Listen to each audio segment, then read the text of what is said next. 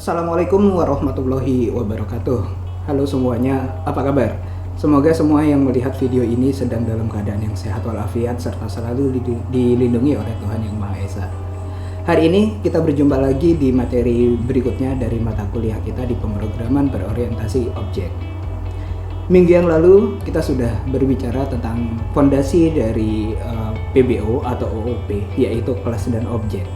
Hari ini kita keluar sedikit dari konsep OOP, tapi kita lebih mendalami ke salah satu konsep di dalam JavaScript yang sebetulnya juga ada di semua bahasa pemrograman, tapi kita hari ini lebih spesifik ke JavaScript dan juga TypeScript, yaitu tentang fungsi.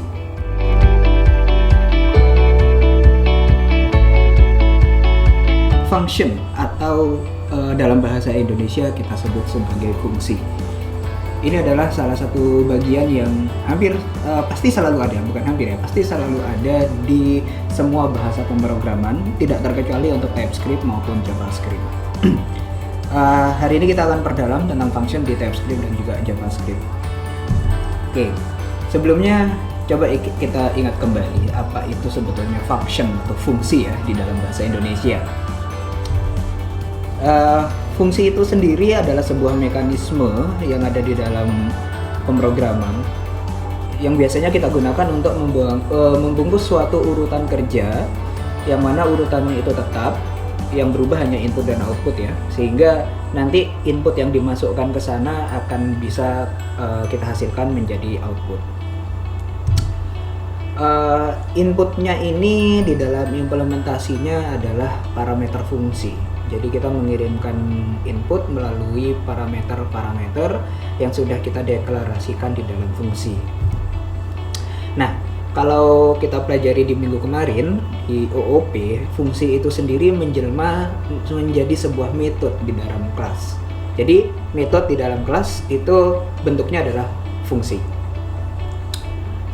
Nah, di JavaScript maupun TypeScript, fungsi itu bisa dibedakan ke dalam dua bentuk. Ada function description dan juga function expression.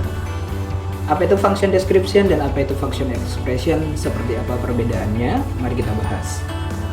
Oke, yang pertama, function description itu adalah fungsi yang memiliki nama.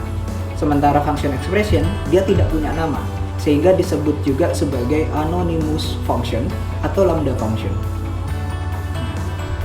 Lalu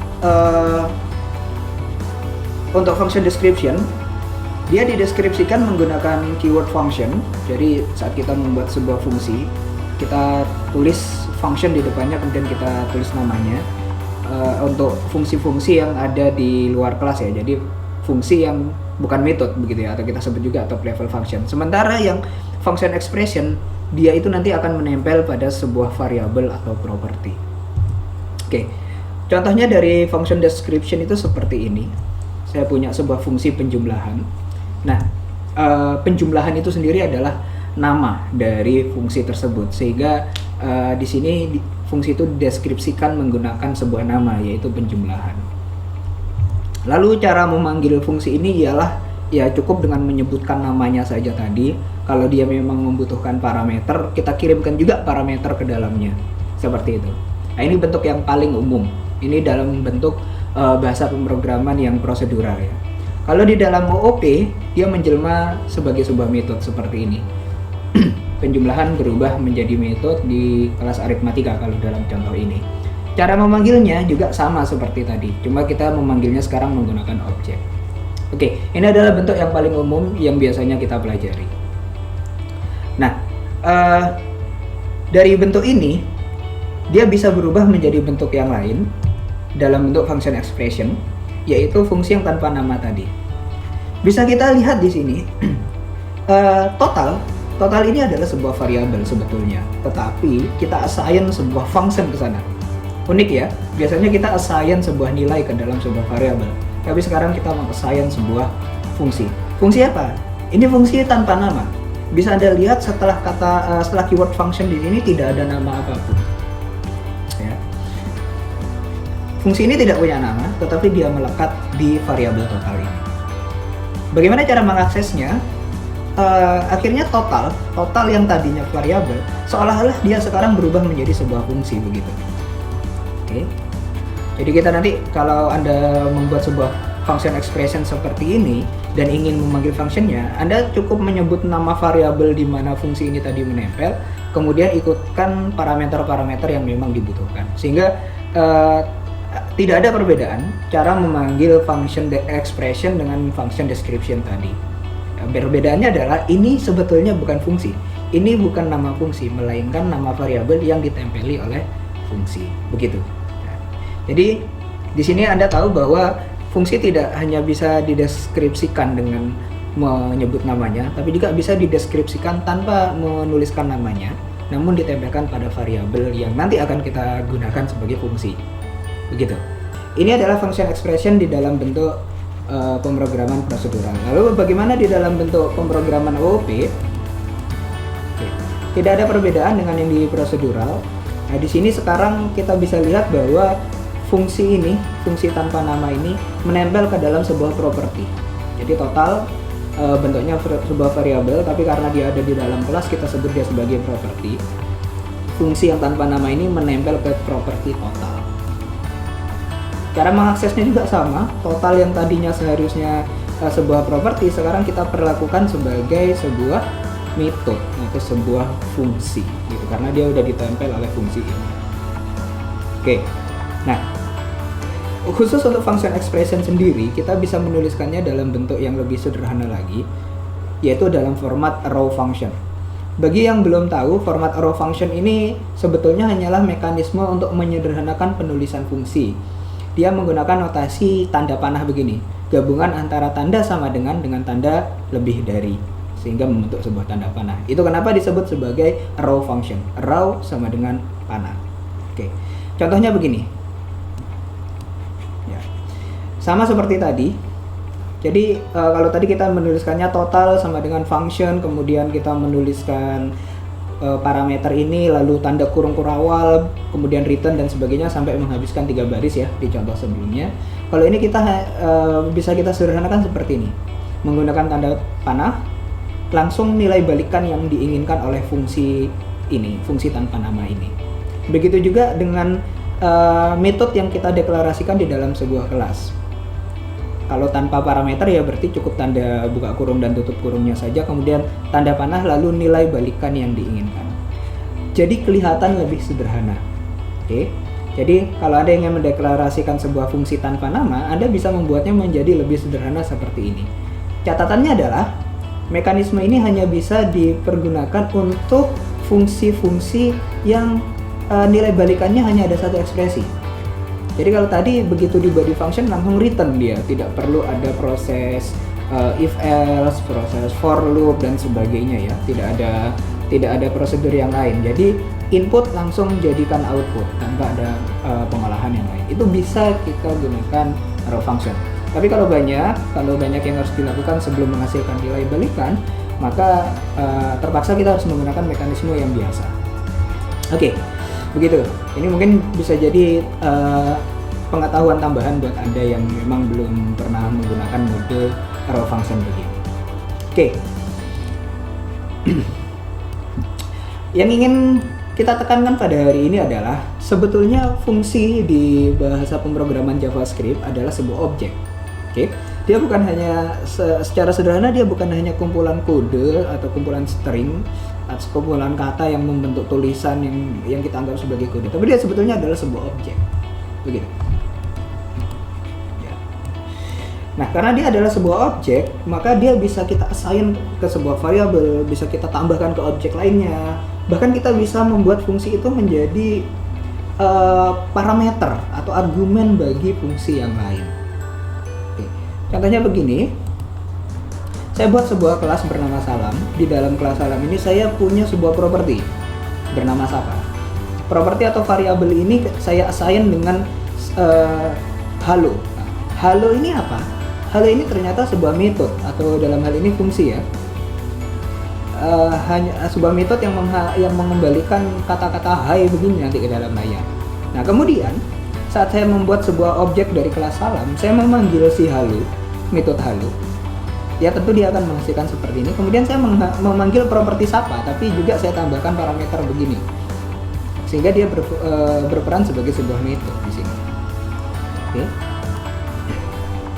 Nah, jadi halo dengan Sapa ketika dipanggil dengan cara yang sama begini, maka hasilnya juga sama, meskipun Sapa adalah sebuah properti.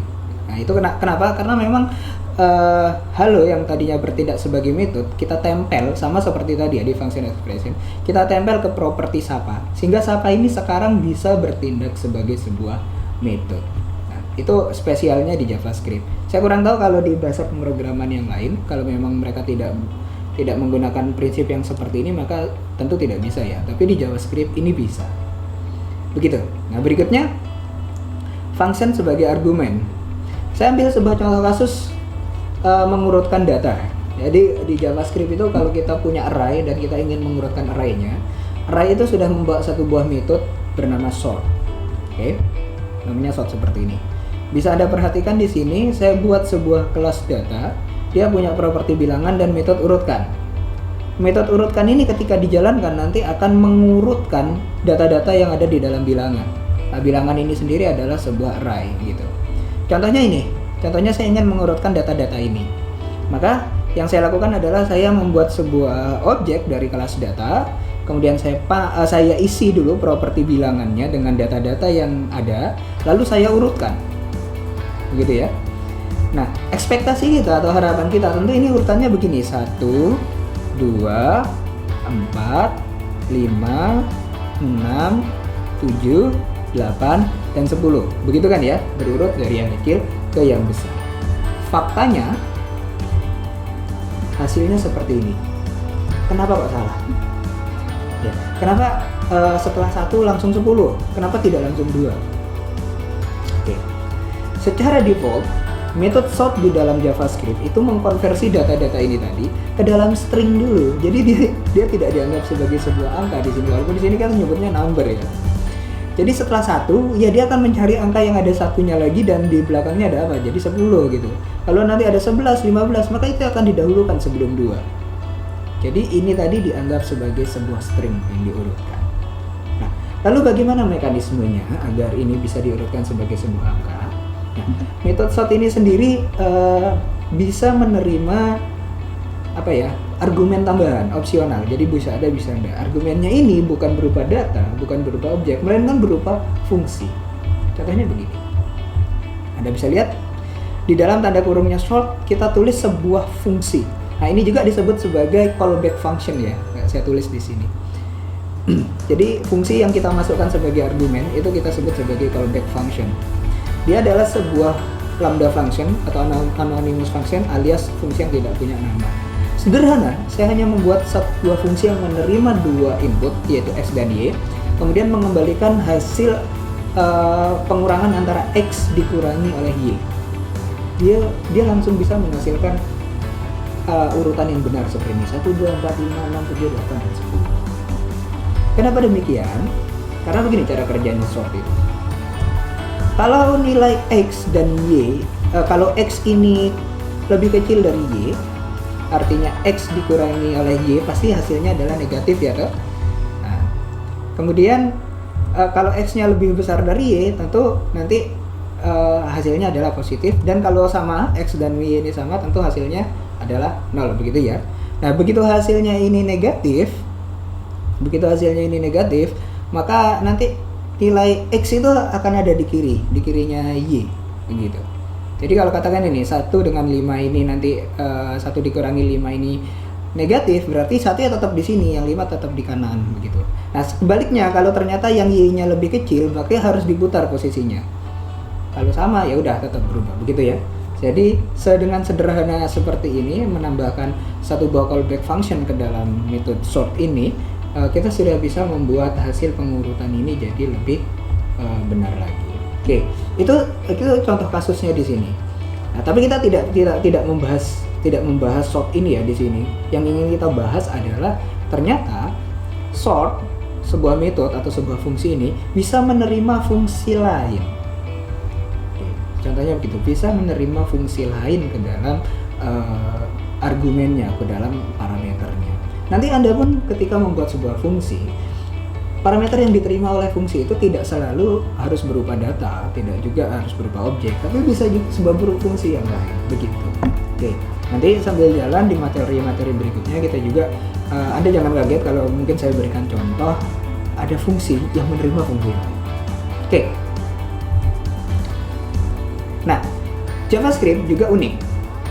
Biasanya kita akan mendeklarasikan sebuah fungsi, kemudian ada, fungsi ini akan menerima input A, B, C hanya 3, mungkin yang fungsi yang lain hanya menerima 2, ada fungsi yang tidak menerima parameter sama sekali. Oke, JavaScript, sekalipun fungsi itu tidak mendeklarasikan parameter apapun, dia bisa menerima parameter itu tanpa error. Ya. Meskipun kalau Anda tulis dalam TypeScript, dia pasti di warning ya, atau ketika Anda kompilasi dia akan menganggap ini error loh, gitu. Tapi di JavaScript tidak.